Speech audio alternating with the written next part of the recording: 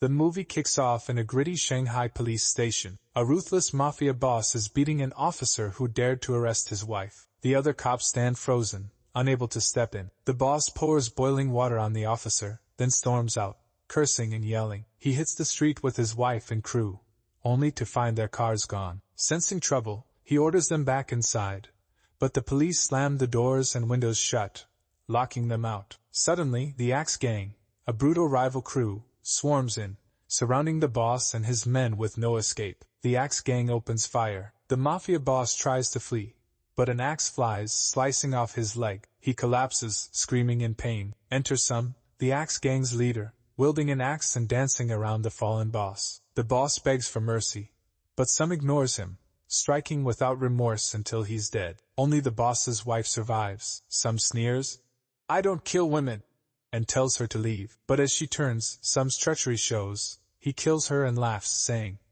"The plan worked perfectly." The Axe Gang bribed the police to stay out of the fight, and now they run Shanghai, spreading terror. No one dares oppose them, and the city falls under their control. But one place remains untouched, Pig Village, a poor, peaceful community the gangs avoid. Here, we meet Cooley, a powerhouse who can haul 5 sacks of food alone. Then there's Paris, the drunken landlord who owns every house in the village. Despite being married, Paris flirts with young girls, and no one dares refuse him. Paris's wife, Helen, is a force of nature, always furious, screaming at tenants for late rent. She cuts off water to a guy named Chang, who's 4 months behind, and even slaps him around.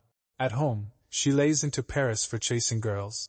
Trouble brews when 2 Axe Gang thugs roll into Pig Village, looking for trouble. They harass Chang, demanding money and boasting, "We're with the Axe Gang." Chang doesn't flinch. Within seconds, the villagers surround the thugs. One of them, Sang, challenges, "Anyone want to fight me?" A woman steps up and lands a brutal punch to his gut, revealing her strength. Sang tries again, but even the kids in Pig Village are tough. Realizing he's in over his head, Sang tries to bolt, but Helen catches him, slapping him for trying to rob Chang. She chases him down, and Sang threatens to call the gang to destroy the village. He fires a rocket to signal them, but it backfires, landing on an Axe Gang leader's head. The gang leader storms in with his crew, heading for Helen. Terrified, she bolts to her house, leaving the villagers to face the gang. Chang stands his ground, telling the leader, "I'm not scared of you." The leader raises his axe, but an unseen force sends him flying into a barrel, snapping his spine. The gang calls for backup, and soon more Axe Gang members flood the village, attacking everyone. They grab a young girl, and Sum demands, "Who killed my man?" No one answers. They're as confused as he is. Sum tosses a lighter to burn the girl, but Cooley leaps in, snatches it, and declares, "I did it. I killed him." The gang charges, but Cooley's kicks are lightning fast, dropping them all. He spins, striking from the center. The village tailor joins the fray, hammering the gang with his ringed fists, blocking their blows. Cooley and the tailor are a deadly duo. The gang pulls weapons to finish them, but the guns mysteriously fly to a wall and shatter. Then Donald, the restaurant owner, steps in, wielding a staff. He smashes their weapons, soaring through the air and raining blows. No one can touch Donald. The gang lies defeated, dragging themselves away. Later, Sum rages at his men, blaming Sang and his brother Bone, who aren't even real Axe Gang members. This mess started because of them. Sum orders Sang killed, but Sang breaks free, dodging the axe and freeing Bone. Impressed, Sum offers them a deal: join the gang if they kill someone from Pig Village. They agree. Sang tells Bone, "If we pull this off, we're set with the Axe Gang." Bone's skeptical. "Everyone in Pig Village is strong," Sang brags. "I learned Buddhist Kung Fu as a kid, a style only a few in the world know." We flash back to young Sang, trading his shoes for a book from a beggar who claims it holds supernatural powers. Sang ditches school, obsessing over the book's kung fu techniques, dreaming of fighting evil. One day, he sees a deaf girl, Fang, bullied by boys stealing her lollipop. Sang tries his new kung fu moves to save her, but he's beaten badly. The boys mock him for learning from a book and leave. Crushed, Sang decides good guys never win and vows to embrace evil to succeed. Later, he and Bone spot an ice cream truck, grab 2 cones, and sprint to the subway without paying. The vendor, Fang, chases them, but Sang laughs her off. Back in Pig Village, Helen expels Cooley, the tailor, and Donald, fearing the gang's revenge. The villagers protest, those three saved them. But Helen's word is law, her screams terrifying. Sang and Bone arrive to kill Helen but panic when she spots them. They split up, and Helen chases Sang. Both are supernaturally fast. A car nearly hits them.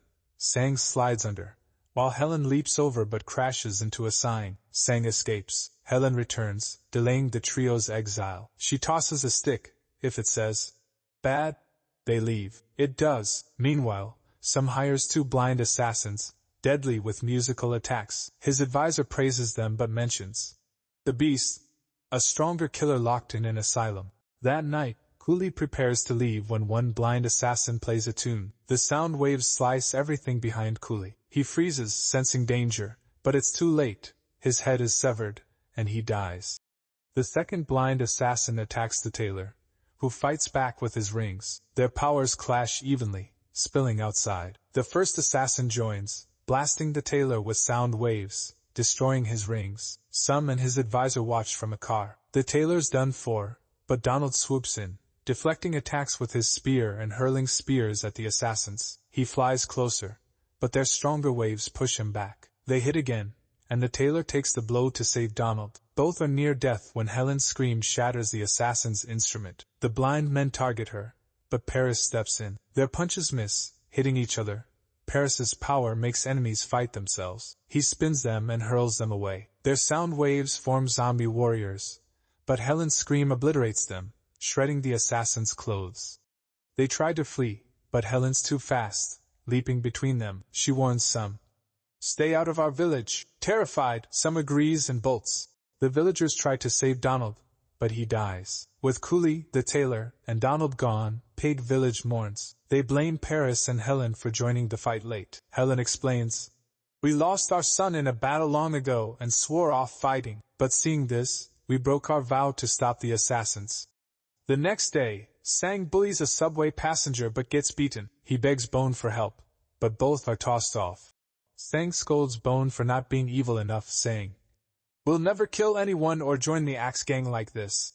Spotting Fong's ice cream cart, Sang demands her money, threatening her with a knife. She cries, and Bone finds cash in her cart. They take it, but Sang notices Fong using sign language. She shows her lollipop. It's the same Fong he tried to save as a kid. Still, he tosses it and leaves with Bone. Later, Sang gives Bone the money and decides to go solo, regretting his cruelty to Fong. Axe Gang members grab Sang and take him to Sam, who says, "You're in, I've got a big job for you." Sang's sent to a mental hospital to free the Beast, a legendary killer locked deep underground. Sang navigates a cockroach-infested cell block and finds the Beast, an old man in a bathroom. He frees him and delivers him to the gang, who doubt he's the mythic killer. The advisor says, "Our boss wants you to kill 2 people for any price."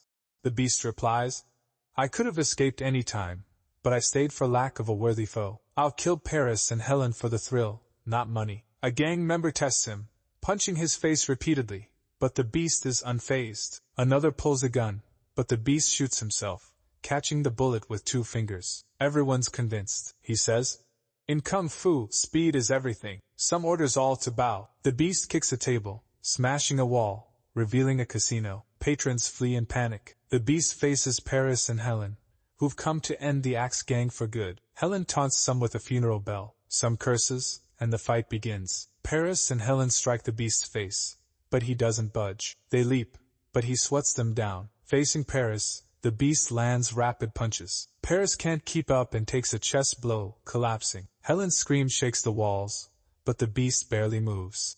"My turn," he says, sending her crashing across the room. They try again, but the Beast pummels them, wrecking the place. Desperate, Helen grabs the bell, breaking its top to amplify her scream. The sonic wave obliterates everything, hurling the Beast far. A tornado rips through, but he survives, struggling to rise. Paris and Helen prepare another blast, but the Beast blocks it, begging for mercy. They lower the bell, but he betrays them, stabbing their stomachs with daggers. All 3 collapse. Sam orders Sang to knock out Paris and Helen. Sang hesitates, then turns on Sam and the Beast, striking their heads. Enraged, the Beast tosses the couple aside, grabs Sang, and smashes him into the ground, pummeling his face. But Paris and Helen vanish, taking Sang. Sam yells at the Beast, who snaps his neck, killing him. The couple brings Sang to Pig Village, thinking he's dead. Miraculously, he's alive. They treat him with Chinese herbs, wrapping his body. The injuries awaken his hidden power, and the wrappings unravel. As the Axe Gang invades Pig Village, the Beast hunts for Sang, Paris, and Helen but finds nothing. Sang, not fully healed, lets Paris and Helen rest and faces the Beast. The gang attacks, but Sang's now blazing fast, seeing their moves in slow motion. He dodges and strikes, dropping them one by one with hand and foot.